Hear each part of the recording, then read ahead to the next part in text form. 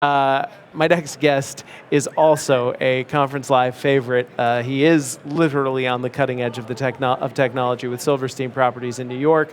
I've been talking to him for what feels like 20 years, although probably not that long, probably 9 or 10. It's great to see you, Sandy. Yeah, it's good to see you. That's a tough act to follow, really.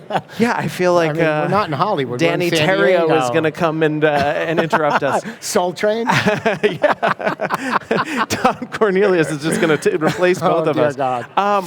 But it has been a somewhat, even though that just happened, it has been a somewhat unconventional Realcomm. It feels a little different out here. What are you seeing? It is. We are finally at the point where all the things that we thought about 10, 15 years ago, the technology's there now. We can actually do this, and everything we used to imagine and dream about and just watch in science fiction, we're starting to do it now. It's really amazing. And I know we were supposed to be talking about 20 years ago. And it's funny, I actually did a little research. Thinking about 20 years ago, because a lot of it's compared to what? Right. So when we think about compared to 20 years ago, Microsoft was valued as the largest company in the world at $261 billion. And now they're dwarfed by Apple and Google and stuff like that. And you think about Amazon and Facebook, which are in the top 5, they couldn't exist. The technology wasn't there a couple of years ago. Right. And, think about computers that were running. We were running Windows 95, NT, Internet 4, because Google was, 1998. It wasn't even around yet. So, you think about some of the things that were going on. And probably, for me, what's the most interesting technology change in 1997, Steve Jobs rejoined Google. So when you think, Apple rather. So when you think about that, we were 4 years away from iTunes and the iPods, and 10 years away from iPhones. And if you think about the iPhone, mobility has changed, everything that we've done. And, we can kind of make fun of 1997 because we were all doing the Macarena, and Elton John turned 50 to, something about the way you look tonight. Right. That one event that happened, if you jump fast forward from 20 years ago to 10 years ago in the iPhone, and mobility really changed the way that we do things, because we got into mobility, and it really foreshadowed everything that we're doing. And if you think about a couple of years ago when I was here, we were talking about the convergence of impact technologies, and it was, the cloud, big data, mobility, and all of those now have come together in the tools that we're using. It's really exciting, and I think everything that you see, not only on the floor, but things that people are talking about have really now come to fruition, all come together. Yeah, it is interesting that everyone wants to be able to do their business the way they do their Facebook. They want to be able to have, even the way you run your properties, they want to be able to have an experience when they walk into the lobby or when they get into an elevator. So we have demanded as consumers to have this really personalized touch to everything. How are you innovating that? I couldn't have asked for a better question, so thank you. And we didn't rehearse this. Everything that we focus on now is all about the user experience. And that is now being defined as literally from the moment anybody interacts or touches with you. And I'll give you a perfect example. About a year ago, we started reinventing our residential life cycle from cradle to grave. And we thought about it, and even just the way we presented it to our residential leasing folks was very different. We storyboarded it. We made it very visual, very personal. You have Emily with her dog walking in based on an ad that she saw on Facebook or on Google AdWords, and came in and then visited the property and went on a tour. And then what we started to do is we kind of storyboarded this. Behind the scenes, we layered the technology on it. And what it's done is it's transformed how we interact, not only with the tenants, but how we work and how we get access to information.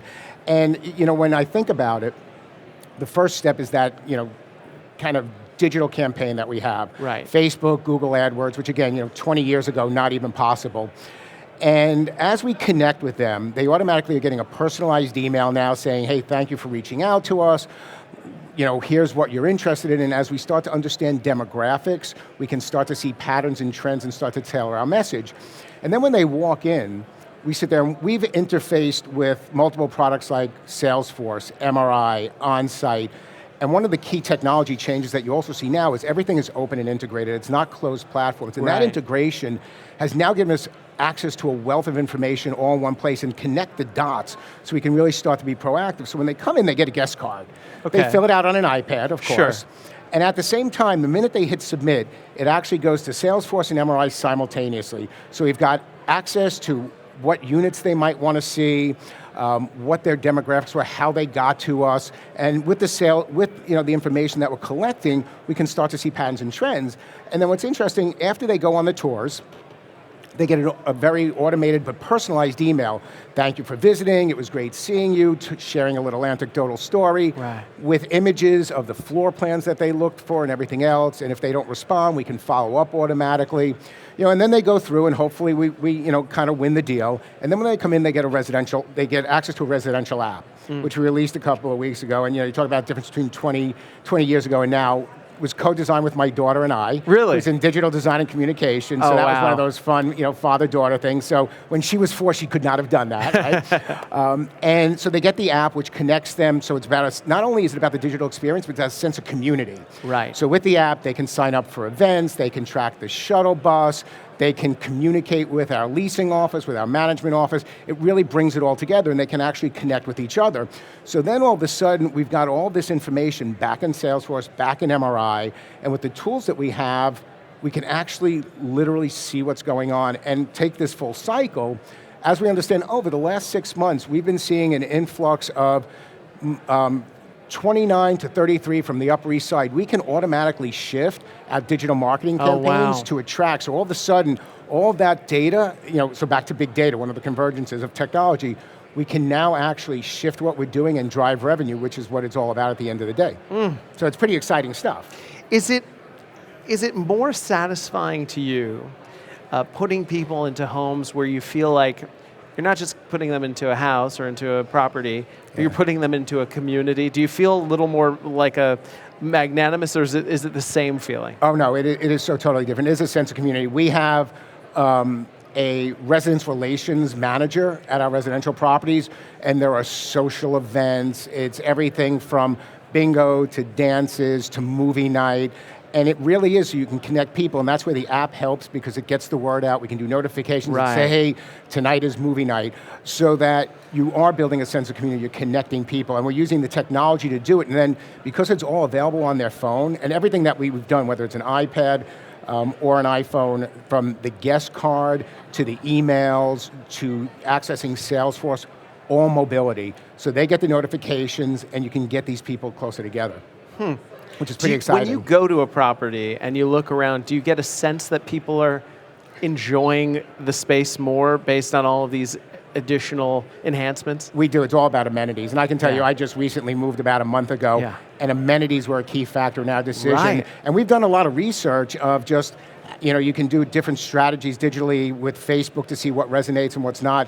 And amenities are such a key selling point. It's just amazing how it really changes everything. I mean, we've all read the think pieces that say, millennials will work at a place for far less money if there are amenities. What do you think has changed? In the 80s, that wouldn't have been the case. People wouldn't have cared if they were working at a job, if they were an analyst at an investment bank. They didn't care if they bought them pizza. They just wanted the money. What has changed? So I'm going to start off with one thing. Don't judge by the title millennial, because I will tell you, it's people. It really has shifted across demographics now. It's not, because we see people of all ages saying, hey, I want to be able to have a quiet place and lay out by a swimming pool. I want to be able to go barbecue. I think what people are realizing is we spend so much time in the office and at home that we want to be able to merge the two together, have a quality of life and that work-life balance. So the amenities are important, even in the office. And we've gone through and we've done trial and error because, Silverstein Properties is very much into the corporate culture, being collegial and kind of sharing that, experience with our employees. And it's important because you really have to also change the corporate culture, because just giving away, free food or free drinks, that's nice, but it's, at the end of the day, it's how you collaborate, how you share, how you respond and work with each other, and you really you want to be treated you want to treat somebody the way you'd want to be treated, and it's just it's a whole different world that we live in. How amazing is it that what we're talking about essentially in this short time is how it took greater amounts of data and technology to exhibit the type of caring that you might have gotten 100 years ago. Well, and we kind of laugh because digital has taken away some of the human element, but in some ways we're actually starting to come back to that and figure out where that middle ground is, which is just, you think about it from a psychological perspective, fascinating studies that we're going to see 5 and 10 and 20 years from now Right. of how all of this has shifted in the world that we live in. Right. I couldn't be nice to you until we were both holding this little black box. You know? Sandy, it is always such a pleasure. You're an amazing thinker and a mensch to have on the show. And I look forward to seeing how much more compassionate we'll have become in 2018. Jerry, a pleasure as always. I Thank missed you you. last year. It's good to spend some time with you Fantastic. again. Thank you. Thanks so much, Sandy Jacolow, CIO of Silverstein Properties. Man, we are having a